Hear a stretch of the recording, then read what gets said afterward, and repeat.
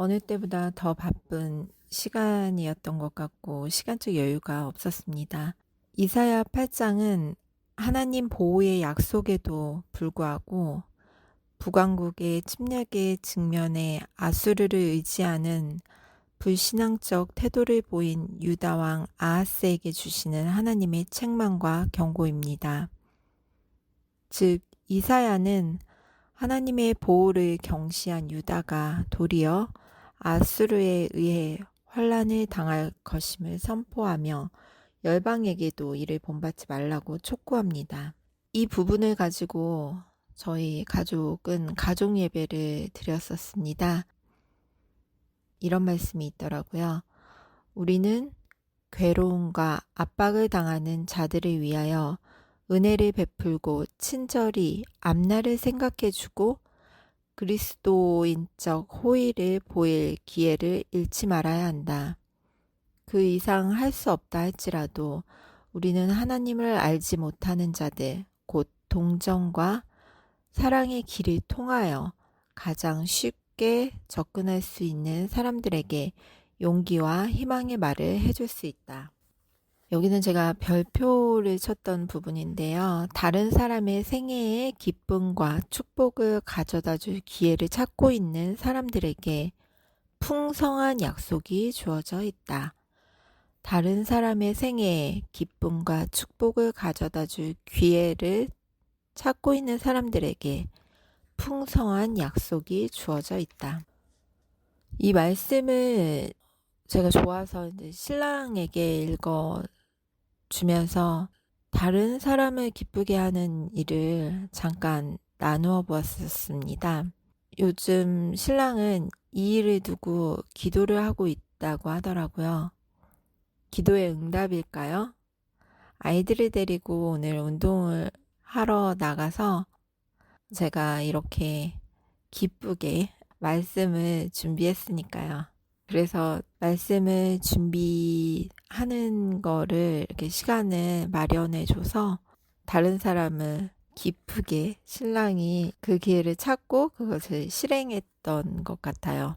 이사야 58장 10절 11절에 보면 나 여호와가 너를 항상 인도하여 마른 곳에서도 내 영혼을 만족해 하며 내 뼈를 경고케 하리니 너는 물된 동산 같겠고 물이 끊어지지 아니하는 샘 같을 것이라. 저희는 유학생 가족이라 형편이 넉넉치는 않은데요. 기도로 다른 사람들을 위합니다.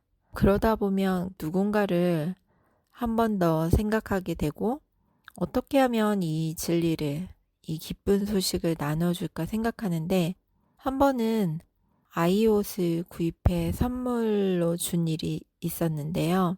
신기한 건 그 옷을 구입하기 위해 돈을 분명히 썼는데 어떠한 경로를 통해서 그 돈이 혹은 어떤 다른 보상이 다른 것이 다시 돌아와서 정말 이사야 58장 이 말씀 같이 물이 끊어지지 아니하는 샘 같더라고요. 이렇듯 성경에는 많은 부분 하나님을 경외하고 순종하였을 때 따르는 축복을 볼 수 있습니다. 이사야 8장 13절, 14절에 보면 만군의 여호와 그를 너희가 거룩하다 하고 그로 너희의 두려워하며 놀랄 자를 삼으라. 그가 거룩한 피할 곳이 되시리라. 여기서 저희는 말씀 묵상의 2번인 오직 예수, 하나님을 경외함으로써 순종함으로써 그분을 만나고 또 3번 언제나 우리가 달려갈 수 있는 피난처 되시는 그분의 약속을 볼 수 있습니다. 그럼 1번 그 죄악된 인간 상태는 무엇일까요? 이런 보호의 약속에도 불구하고 하나님이 아닌 사단의 세력, 아수르를 의지하는 나약한 인간 상태겠죠. 12절에 언급하신 그들의 두려워하는 것을 너희는 두려워하지 말며 놀라지 말고 라고 하셨는데 그것에 대해서 순종치 않는 인간의 나약한 모습이죠. 만일 아하스와 그 나라의 장관들이 지극히 높으신 하나님의 종들에게 진실하게 행하였더라면 그들은 저희를 대적하기 위하여 그처럼 비인도적으로 이루어진 동맹군을 두려워하지 않았을 것이다. 그러나 반복된 범죄로 인하여 그들은 힘을 빼앗겼다. 여기서 반복된 범죄가 무엇인지, 아주 작은 범죄라도 무심코 지나치지 말아야지 싶습니다. 결국 이 반복된 범죄를 통해 중요한 결정의 순간에, 우리는 가장 중요한 순간에 하나님이 길이 아닌 사단과 동맹할 수 있을 테니까요. 그치만 나의 죄악만 바라보며 슬퍼하는 것도 하나님께서 원하시는 모습은 아닌 듯 싶습니다. 우리 아이들이 본인들의 잘못만 생각하고 하루하루 매 순간순간 슬픈 표정으로 지내면 엄마 마음이 엄청 속상한 것처럼요.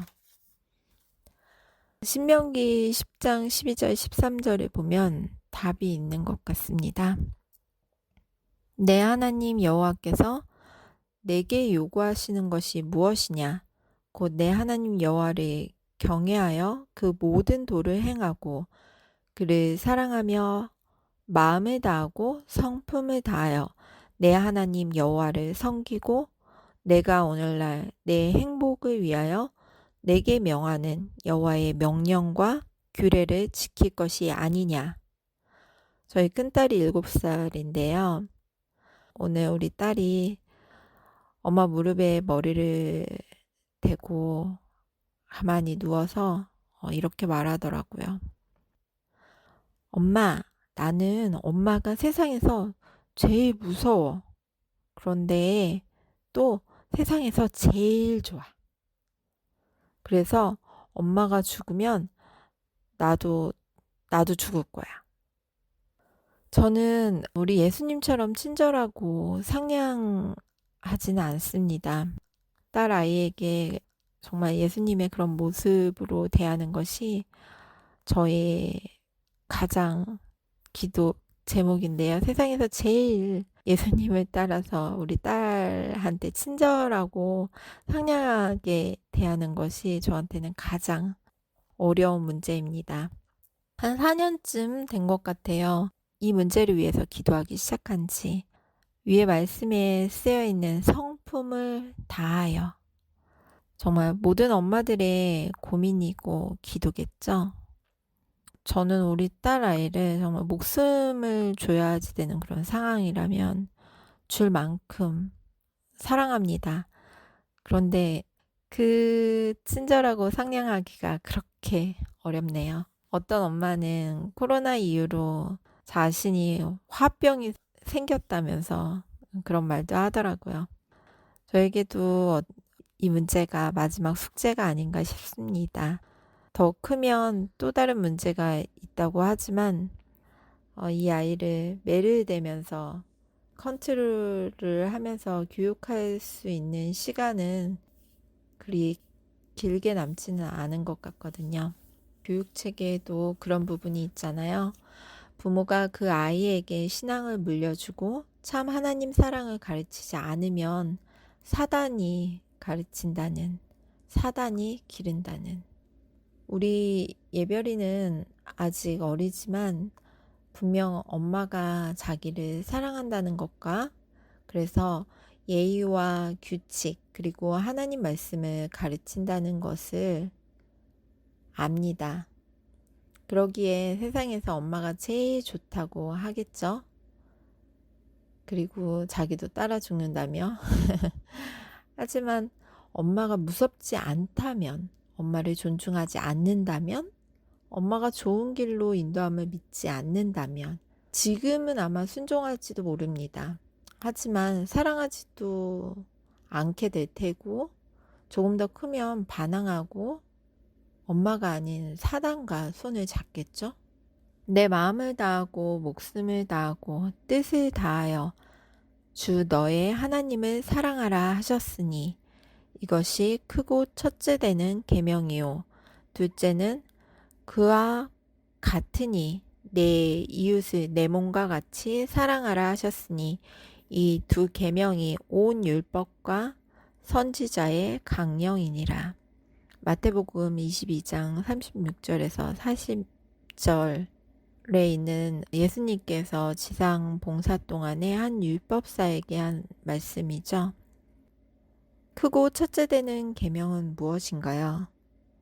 주 너의 하나님을 사랑하는 것이죠. 그런데 그냥이 아니고 내 마음을 다하고 목숨을 다하고 뜻을 다하라 하셨습니다. 하나님을 사랑하는 것은 무엇인가요? 우리 예별이는 엄마에게 사랑을 어떻게 표현할까요? 남편은 어떻게 사랑하시나요? 아내는 어떻게 사랑하나요? 효도는 어떻게 하시나요? 개인적으로 저는 관심이 사랑의 시작이라고 생각합니다. 하나님은 어떤 분이실까? 그리고 우리가 연애할 때처럼 혹은 사랑하는 아기가 보고 또 봐도 보고 싶고 생각나듯이 그분을 생각하고 무엇이 그분을 기쁘게 할까?